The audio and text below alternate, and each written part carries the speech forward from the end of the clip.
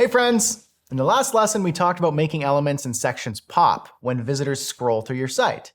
In this one, we're going to cover interactions, namely click and hover interactions. I'll teach you the ins and outs of how to create the exact behaviors you want to happen when folks engage with any element. Let's get started.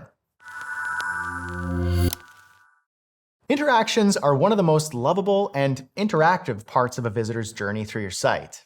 They're a great tool to engage your site's visitors and emphasize meaningful content. With the interactions feature, you can define hover or click interactions on any element and also between elements. The interactions are applied to all breakpoints, and on mobile and tablet, the interactions automatically change to on-tap interactions. Let's dive into how this works. First, we'll create a hover interaction where the element grows and rotates. So we'll choose the element we'd like to interact with and then choose the trigger type. Our options are click and hover. We'll choose hover for now. The affected element is the element that will respond to the hover interaction. It can be the same element as the one we interact with or another one. We're going to choose just the same one for now. Under action type, we'll choose if we want to apply or remove the effect. Let's apply one. From the effect dropdown, you can choose an effect from the list or create a custom one. In this case, we'll create a custom effect. Each effect should have a name. So after naming it, we could start designing.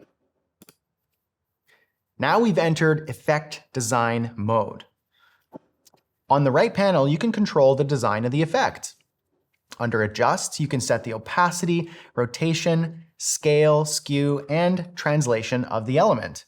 You can also choose the fill color and opacity, adjust the border, corners, and add a shadow effect. The effect that we want to create here will make the element rotate and grow. To achieve that, we'll set the rotation property to -15 degrees and the scale property on the x-axis to 110%. And so that it looks proportional, we'll also do it to the y-axis, 110%. From the timing panel, we'll set the duration of the transition to 0.2 seconds.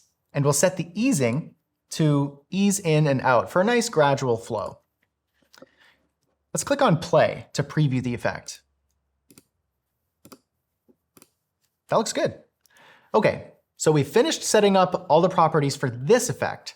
So we're going to go ahead and click done. You can click on the button right here or here. You can see under the hover trigger that the hover interaction is now set to apply the effect we created on the element.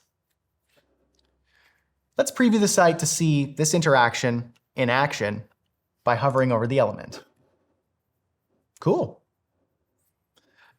You can see here that the interactions applied to all breakpoints. As I said though, on tablet and mobile devices, hover and click interactions will automatically convert to on-tap interactions. You can decide to keep, adjust, or remove the interactions from each breakpoint. So let's see how to disable the hover interaction on lower breakpoints. We'll go to the breakpoint that we want to disable the interaction on, like tablet. Click on the element that we have the interaction set to, and then we can delete the interactions under hover, leaving the trigger empty by clicking on the trash icon next to the interaction. Keep in mind that if we delete the entire trigger, it's going to be deleted on all breakpoints. So we disabled the interaction on tablet, and it affected mobile as well, according to the cascading rule. However, it still appears on desktop. You can also edit the interaction by clicking on the interaction name. Plus, you can edit the effects each element has from the Effects tab by clicking on the pencil icon next to the effect name. So let's preview our design again to see our changes. On desktop, the hover interaction is working. But on tablet, it's disabled, as well as on mobile. The same element may have a hover interaction as well as a click interaction. So for this design, we'll add a click interaction too. So we want these cards to be on top of each other when that page loads. And when the visitors click this circle element, we want the cards to kind of fan out so that it looks like you're taking a stack of cards and just kind of fanning them out. So let's see how we can create that. So let's set that up. We'll choose our circle button, we'll add a trigger and choose click. Next, we'll choose the affected element. So let's start with the first one from the left. So I'm going to choose it from the canvas and we're going to choose this container right here. And I'm going to click done. In the action type dropdown, we have 4 options. We can apply an effect, which will trigger the chosen effect with no option to remove it. We can toggle an effect on and off, which will trigger the chosen effect on one click and remove it on another click. We can remove a specific effect, and we can also remove all the effects that have been triggered before. In this case, we're going to choose toggle an effect on and off. Now we'll choose the effect. We'll create a custom one here too. Let's give it a name and start designing. Now we're in effect design mode. In this design, we want our cards to be on top of each other as the site loads. So we need to set the initial position of the container. To do that, we'll access the initial state from the dropdown. The initial state is the look, size, and position of an element as the page loads. Under Adjust, we need to set the container's properties to be positioned just as we want. In the middle, kind of next to the middle card, and we're going to create a bit of a stacking effect. So we're going to set the translate property on the x-axis to 80%. So this refers to where the card will be positioned when the page loads.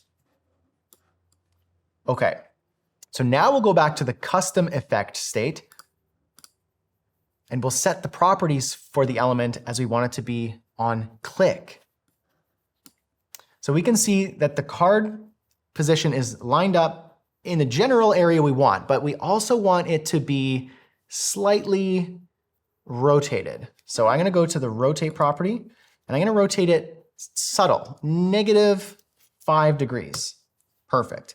And I want it to come down a little bit. So as they fan out, they kind of fan out and down. So that's going to be on the translate property on the y-axis. And we're going to bring it down 20 pixels. Perfect. Let's click play from the floating menu just to preview the effect and see how it looks. Perfect. So we've achieved the effect we wanted so far. We're going to click done. Now, if you'd like to trigger multiple elements on click or hover, just add more interactions. So here we'll add one more click interaction to trigger the right card as well. So that way both cards will be triggered when the circle container is clicked. So let's do that now. I'm going to choose the third card on the canvas, click done. The action type will be toggle an effect on and off, and the effect is going to be custom. We're going to name that card 3.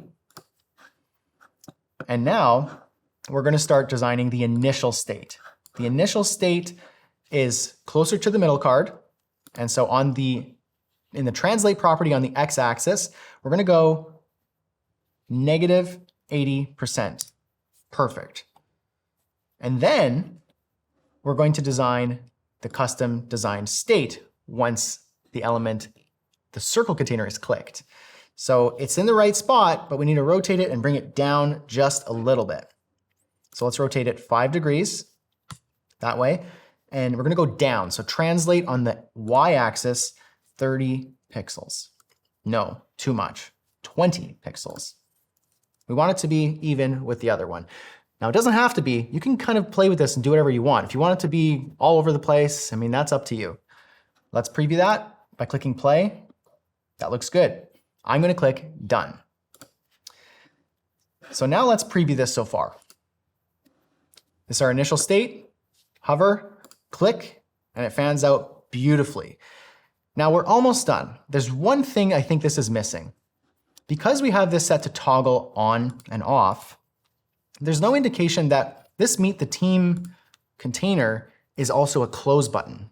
There's no real way for anyone to know that I can close these cards back up. So we're going to give them an indication that you can do that. So I'm going to make this Meet the Team container on click, fly up to the top right of this area and make it say close instead of Meet the Team. So then it's obviously a close button. Let me show you how to do that. Okay, so I'm going to click on the container and I'm going to add a new interaction on click.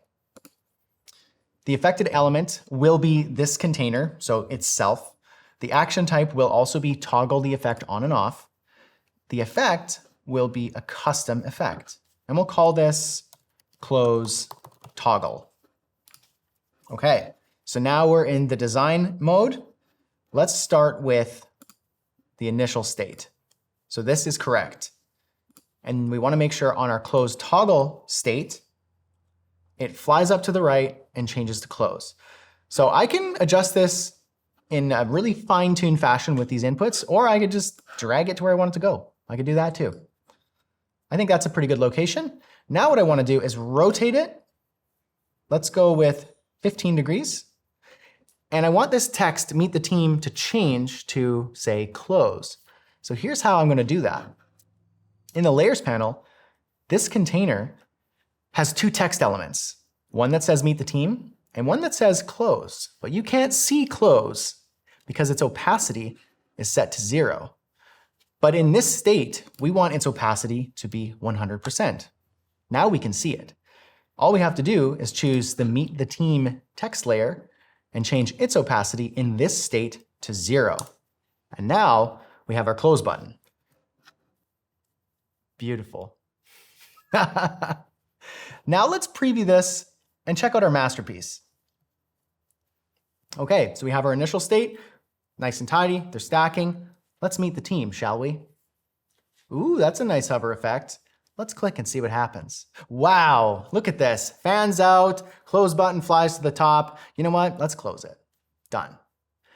You can experiment with these features a lot, kind of as you saw here, but you can go wild. So I'd encourage you to get creative with them and see what kind of cool effects that you can come up with.